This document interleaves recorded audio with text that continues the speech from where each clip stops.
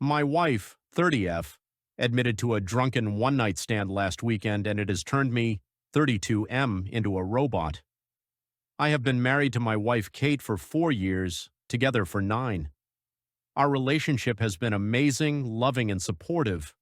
We have good communication, hardly ever argue, and our bedroom life has gone from strength to strength over the years. We discussed cheating in the past, and I was always clear that we would be over if it ever happened. Kate went home to visit her family last weekend, which was fairly normal. Before she left on the Friday night, we had a minor argument about keeping the house tidy, so our communication was limited on Saturday, but I knew she was going out to meet some friends at a bar. I trusted her 100%, so didn't think anything of it. Before I fell asleep, I texted her saying that I hope she had a nice night. When I woke up on Sunday morning, I had a missed call from Kate at 4 a.m., so I immediately called her to check if she was okay, but no answer. After a few hours, I tried again a few times, but still no answer. Around an hour later, I got a message saying she was fine and was driving back soon. Kate got home late afternoon and looked awful. She had clearly been crying, was not wearing any makeup, unusual for her, and looked like a shell of a person. I knew right away something was wrong, but she wouldn't let me hug her and would barely speak. I sat her down on the couch and made her some tea. I gently encouraged her to tell me what was wrong, and she burst into uncontrollable tears for at least 10 minutes while I was trying to comfort her. She then proceeded to tell me, stopping every few words, that she had slept with someone last night after the bar. At that moment, something in my brain broke. I can't describe it any other way. I immediately got up and jumped in my car and drove off. I went to a park and walked around it for about an hour. Kate was calling my phone constantly, and I turned it off. When I got home, I grabbed 2 suitcases from the garage and went to our bedroom. I threw some of Kate's clothes and shoes into them and left them by the front door. Kate was lying on the floor in the living room, curled up into a ball, sobbing. I called her best friend who lives nearby and told her that Kate needed a place to stay and a ride to her place, and that Kate could explain everything to her later. I told Kate I was leaving for an hour and that her friend was coming to pick her up. She grabbed onto my legs, trying to stop me from leaving. When I returned home again, Kate was gone, and so were the cases. On Monday, with a clearer head, I answered one of Kate's many calls and told her that I needed her to send me an email with as much details as possible of that night, and if she leaves anything out, there will be no hope of reconciliation. I received this email on Monday night, but still haven't opened it. Since then, everyone has been trying to contact me, but I have just been working, exercising, and sleeping. One of her friends turned up at my house with an attitude demanding an explanation. I told her to speak to Kate and close the door in her face. I have also been speaking to divorce lawyers, have moved money into separate accounts, and blocked Kate and all of her friends on everything. Everything I have done since I found out seems like I have been on autopilot. I don't feel angry, upset, or overly emotional, just numb. Kate posted a note through the door yesterday asking me to meet tomorrow, but I'm conflicted. When I came home the first time, Kate confirmed it was consensual. She was drunk but knew what she was doing. Should I meet her? Will it change anything? Is there any point in trying to reconcile? Is it normal to feel like a robot, and how do I snap out of this? Update. My wife admitted to having a drunken one-night stand last week, and it has turned me into a robot. After reading your comments, I decided to meet with Kate but not read the email. Kate came to the house yesterday, and when I opened the door, she looked terrible. She tried to hug me and started mumbling apologies, but I stopped her and we sat down to talk. I started by telling Kate that I would be recording the audio of the conversation, and she agreed. I then asked her to explain what happened and told her that I haven't read the email she sent. Kate said she had been at the bar with 2 friends, I know and like both of them, and told me what she had to drink. I was surprised at how little she drank, because it was the same amount we would normally drink when going for dinner, a few glasses of wine and a cocktail. She admitted she was only slightly tipsy. One of her friends, Sarah, has a younger brother, Max, 27 million, who came to pick them up around midnight. It's a running joke in their group that Max has had major crush on Kate since high school, and I had heard them joke about this. The 4 of them went to get some food, and Max then dropped each one off until it was just him and Kate. Kate said she didn't want him to drive the 20 minutes to her parents' place after working all day, so would just order an Uber from his apartment. She went into his apartment to order the Uber but couldn't get one. Max suggested she should crash in his bed and he would take the sofa. He would then drop her off in the morning. Kate refused and continued to try to find an Uber. They were sitting on Max's bed and he kissed her. She kissed him back and they ended up having sex. After that, she broke down crying from guilt and Max took her home. She cried for another hour, then tried to call me to tell me what she had done. We had to stop a number of times because Kate kept breaking down and crying hysterically. She told me it was a huge mistake. She got caught up in the moment. It was terrible. She only loves me, blah, blah, blah. After she was done, I told her that her story didn't make sense, but it didn't matter at this stage because I was done. This caused another breakdown. I told her I was going to continue with the divorce preparations, but for the next month we would be separated with no contact. I also told her that we would both remain faithful, would get a full STD panel, and she would tell our mutual friends and family what happened. If she sticks to these conditions, I would be willing to meet again to see if there was any way forward other than divorce. She enthusiastically agreed to this, but made it clear that she did not expect me to stay faithful to her. I know many of you will criticize this decision, but I need to be sure that divorce is the right option after I've had time to process everything that has happened. I am still 99% sure that is where we are heading, but I need to be 100% certain. Update 2.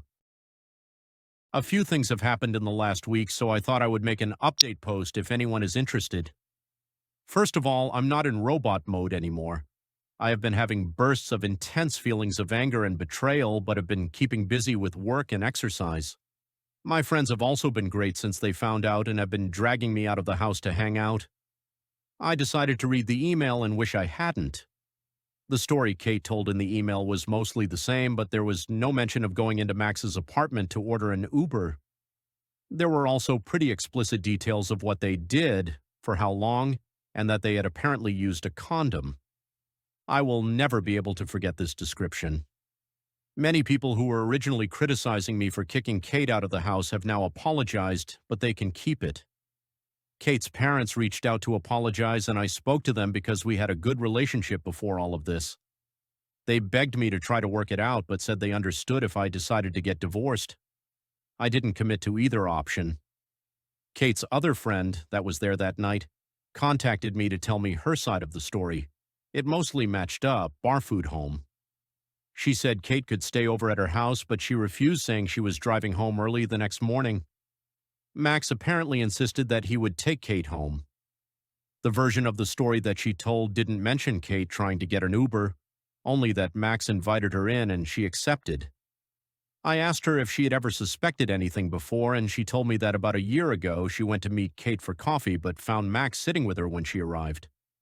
Apparently, Kate looked guilty, but when asked about it, she said they just met by chance. Sarah, Max's sister, also reached out to me and I spoke to her too. She was angry with both Max and Kate and told me a similar story. Apparently, her whole family are angry with Max and she had not spoken to Kate since she found out. She apologized on behalf of her idiot brother and said she had warned him to stay away from Kate since high school. She didn't think anything else had happened between them. I have had zero contact from Kate, but heard that she was going to be moving into an Airbnb near our house. Apparently, she is not coping well and called in sick from work a few times over the last few weeks. She does have support from the friend she is currently living with, and I asked her parents to keep an eye on her. Her parents came up to see her this past weekend. I went out with some friends at the weekend and ended up drunk at a bar. I was talking to a girl there who I probably could have gone home with, but I stopped myself because I wanted to keep my self-respect. Reading the email and hearing what they had done made me give up hope of repairing this, especially when I know she is not being truthful with me on other things, so who knows? I will be moving ahead with the divorce and might not even wait a month before telling Kate that this is my final decision. Update 3. My wife admitted to having a drunken one-night stand last week, and it has turned me into a robot. I debated posting this update, but a lot of people seem to be invested in this mess, so here it is. Apologies in advance if this is TMI. Kate sent me an email last week asking to pick up some things she needed for work. My lawyer told me not to prevent her from having access to the house or her possessions, so I reluctantly agreed that she could come over on Thursday night when I would be at the gym. I told her to be out by 7:30, but when I got home at 8, she was still there. When I walked in, she had left a few work-related items next to the stairs and she was chopping vegetables for dinner. She looked amazing with her hair and makeup done, wearing one of the dresses I like. The whole place had been tidied and cleaned. I calmly asked her to leave immediately and she made her way to the door but stopped and asked if we could speak. I should have said no, but I eventually agreed. We sat down and had a conversation for around an hour which jumped from topic to topic. Again, I told her I would record the audio and she agreed. I started by asking her if she had kept her side of the agreement we made the last time we spoke. She said she had taken an STI test which was all negative, mine was too thankfully, and a pregnancy test which was negative. She hadn't been with anyone else and also told a few friends and family what happened, and many of them were angry and were not speaking to her. I asked a lot of questions that had been turning over in my mind for the last few weeks. She confirmed that her reason for going into Max's apartment, the Uber story, was BS, and she said he invited her in for a drink, and she agreed knowing at some level that something was going to happen. She can't explain why she did this other than being selfish and enjoying the attention. She also confirmed that she had texted with Max a few times over the years because he would shower her with compliments and make her feel good. He would always initiate, and she was apparently careful not to lead him on and said she had never sent him explicit messages or pictures. Kate also told me that they had hooked up about 6 months before we got together but never had sex. She admitted that she was always a bit curious. Her story about being caught at the coffee shop was that Max had texted her asking what she was up to, and she had told him where she was. He then turned up. She swore this was the first time they had ever done anything since we had been together. She said there was nothing missing in our relationship and she hates herself for ruining her perfect marriage and causing me so much pain. I told her that I still don't believe her story and that there was no point in continuing the conversation. She calmly asked what she would need to do to make this right, offering up her phone, location sharing, not going out without me, etc. She had clearly been doing some research. I said that I had no plans to become her prison guard, especially when I would never get over the betrayal. Things then took an unexpected turn which caught me completely off guard. She asked me to turn off the audio recording because she had something private she wanted to discuss and didn't want other people hearing it. I refused and she reluctantly continued. She asked if I had been involved with anyone else sexually since all of this happened, making it clear she was fine with it. I told her no and she said that I must be going crazy. We used to have sex almost daily, and started talking dirty about all of the things I could do with and to her. This involved a lot of kinky things that I had wanted to try or had only done a few times. She said she wanted to meet my needs even if we did not get back together. She said we could have as many threesomes as I wanted from now on, or we could be open on my side only, and she would even find partners for us, me. She was trying very hard to turn me on and I stayed silent until she asked who I wanted to have a threesome with. For some reason, I mentioned the name of her coworker who is 5 years younger than Kate and a total knockout. This surprised her, but she was in too deep and asked me what I wanted to do with her. I went into detail about a pretty hardcore scenario and Kate was encouraging me until I said that she would just be watching. This again caught her off guard, but she went along with it. Later on, I realized that I only said all of this as a petty attempt to hurt Kate, which I don't feel good about. She was obviously convinced that her plan was working, so she pulled up her dress and got into my favorite position on the couch, begging me to have sex with her. I'll admit that for a few seconds my body reacted even though my head was not in the game. Everything suddenly came into focus and the content of her email came flooding into my head. I can't explain why, but I started to laugh. Not just a chuckle, but a full-on belly laugh. She looked hurt and moved away, then started to cry. I told her it was time for her to go and she left quickly, probably due to the embarrassment. I also said she needed to hurry up and get a lawyer because we are getting divorced. The post-nut clarity after she left confirmed that I had dodged a bullet. I have a meeting with my lawyer later this week and want to move forward with the divorce as quickly as possible. Final update. Thought I would provide a final update on the situation for anyone that is interested. The last few months have been tough, and I have only seen Kate in person a handful of times. After a few weeks of no contact, I decided that we should discuss things with a clearer head. We went for lunch and had a calm, respectful conversation about everything that had happened and what reconciliation might look like. Kate said she would do anything to get things back on track, and I believe her but didn't commit to anything. After that, Kate asked me to go with her to see her therapist, who is also experienced in dealing with married couples. I thought about it for a few days before agreeing. The session was tough with a lot of tears, but I didn't get a straight answer on why Kate had decided to cheat. The therapist was surprisingly fair to both of us and was not judgmental. We again discussed reconciliation, but I told her that I thought it was best to proceed with the divorce. Last week, I drove up to her parents' house to drop off some tools I had borrowed from her dad. We had arranged for Kate to be there and for her parents to go out for a few hours to give us a chance to talk. I spoke with her parents alone, who were heartbroken, which was hard, but they were both very supportive. During the conversation with Kate, I told her clearly that I had given it a lot of thought, but I wanted to move ahead with the divorce. It came down to the fact that, in my view, we would never get back to where we were, and I realistically can't see myself ever getting over the betrayal. Even if we could regain the trust, it could take a decade of hard work, and that is too big of a risk for me.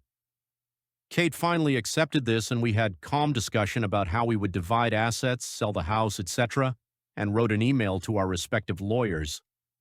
We left each other on good terms. The divorce should be finalized by the end of the year, and the house will be put up for sale soon. In the meantime, we will go no contact and agreed not to start dating until everything is finalized. I have had a few casual hookups, and it feels strange to be going back to being single after all this time.